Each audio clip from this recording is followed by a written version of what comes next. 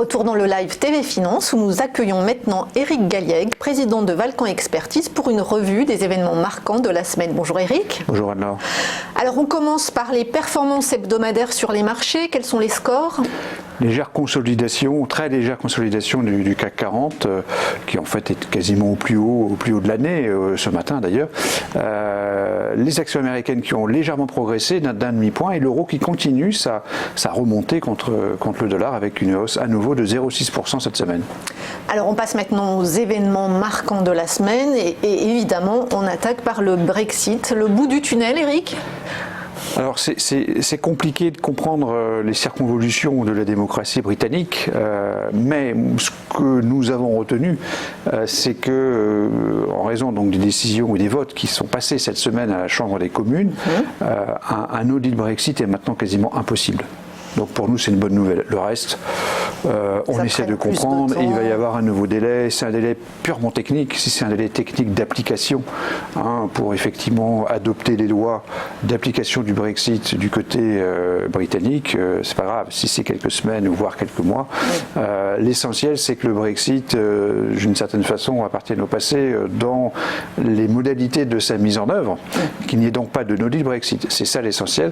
Après, le Brexit, dans sa mise en œuvre elle-même, va peut-être nous amener des surprises, mais ça, c'est le futur. Chaque step by step, en fait. Step by step, et le step du jour est plutôt positif. On passe aux tensions entre la Chine et les États-Unis, notamment dans le cadre de l'OMC.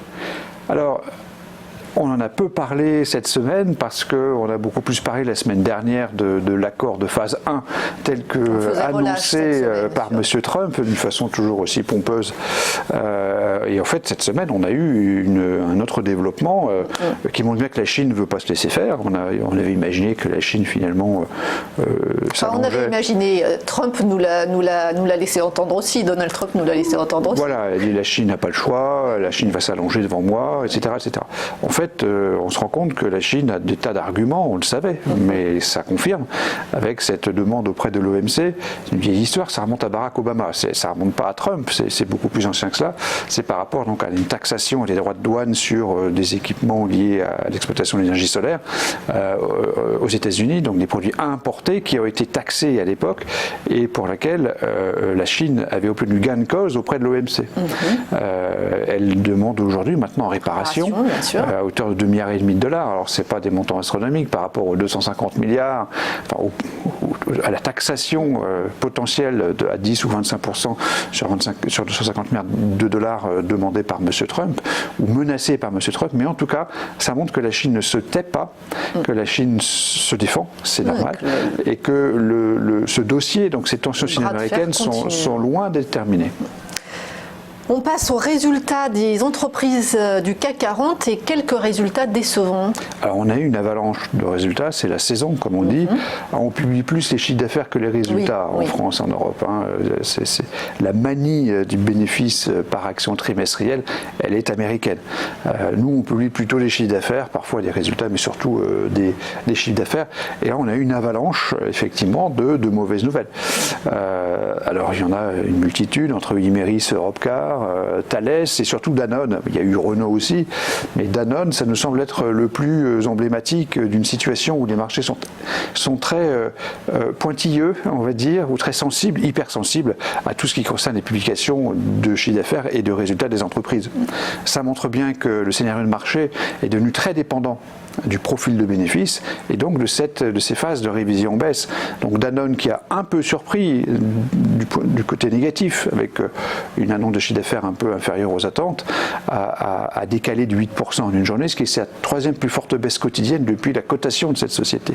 Ça montre bien donc que même pour des grandes entreprises plutôt défensives comme Danone, on peut avoir de très mauvaises surprises et des performances désagréables. Donc ça montre que le scénario 2020 sera très probablement très influencé par les bénéfices des entreprises. Et est-ce que ça signifie aussi que du coup les valorisations de ces groupes, de ces boîtes sont peut-être trop élevées par rapport aux résultats et par rapport à leur valeur intrinsèque ?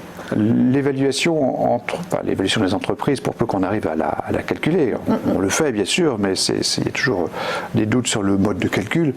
L'évaluation n'est jamais profondément un driver des mouvements de court terme du marché. On le voit d'ailleurs, Renault, qui est plutôt très sous-évalué, qui cote largement en deçà de son actif net, a beaucoup souffert cette semaine sur l'annonce donc d'un profit warning. On peut considérer que c'est une forme de profit warning pour Danone, qui a chuté aussi d'une façon très importante, alors que c'est une valeur très défensive. Donc l'évaluation est bien sûr assez élevée en ce moment, mais la sensibilité elle portera beaucoup plus sur les annonces de bénéfices et cette semaine en est un exemple très très clair avec donc une interprétation plutôt négative donc de ce point de vue. Et on termine avec le Japon et la baisse des exportations une nouvelle fois. Le ralentissement mondial continue. Il est en partie lié aux tensions sino-américaines, mais pas seulement. Il faut bien comprendre qu'il n'y a pas que les tensions sino-américaines qui expliquent le ralentissement de l'année 19 et peut-être de l'année 2020. Il y a une forme de démondialisation générale qui n'est pas liée qu'aux tensions sino-américaines, qui explique en partie ce ralentissement économique qui continue.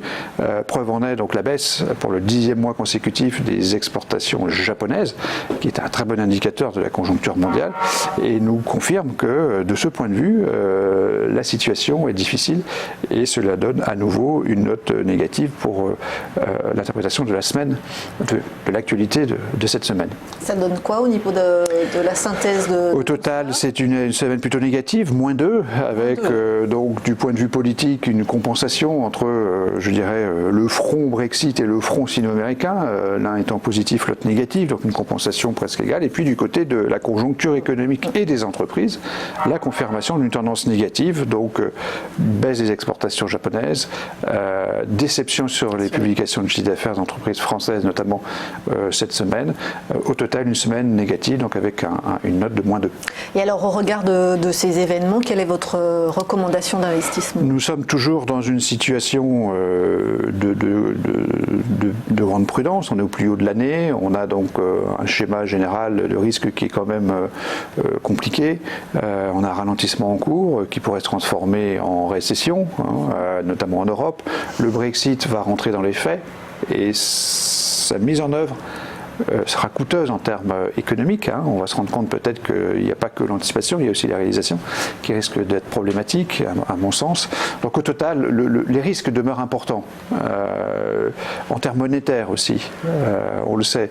Donc au total, même si la bourse ou la tendance reste haussière, c'est clair, nous considérons en tant qu'investisseurs long terme que ce n'est pas le meilleur moment pour acheter, donc nous sommes plutôt dans une posture défensive et donc de ne pas prendre aujourd'hui d'initiatives sur les marchés d'actions.